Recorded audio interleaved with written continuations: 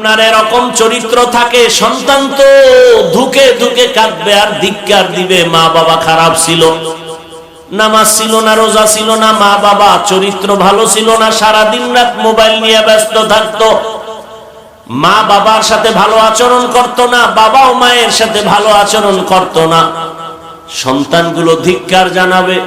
আর যদি ভালো আদর্শ রেখে যান, সন্তান দোয়া করবে, আমার আব্বা আম্মা অনেক ভালো, নামাজ পড়তো, রোজা রাখতো, তেলাওয়াত করতো, আমাকেও নামাজের দাওয়াত দিত, মা বারবার আমাকে বুঝাইতো মিথ্যা বলবা না, কারো ক্ষতি করবা না, আমার মা অনেক ভালো, বাবা ভালো ছিল, সন্তান কলিজা ভরে গর্ব করবে, দোয়া করবে।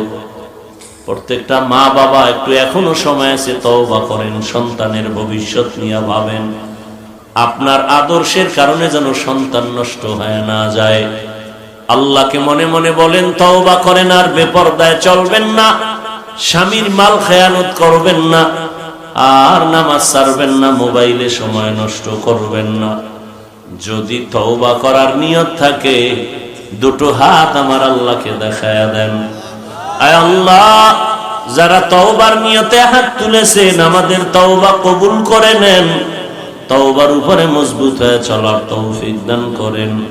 আয় আল্লাহ, গুনাহের প্রতি ঘৃণা জমায়ে দেন। আয় আল্লাহ, নফস শয়তানের ধোঁকা থেকে হেফাজত করেন। আমিন। আলহামদুলিল্লাহি রাব্বিল আলামিন।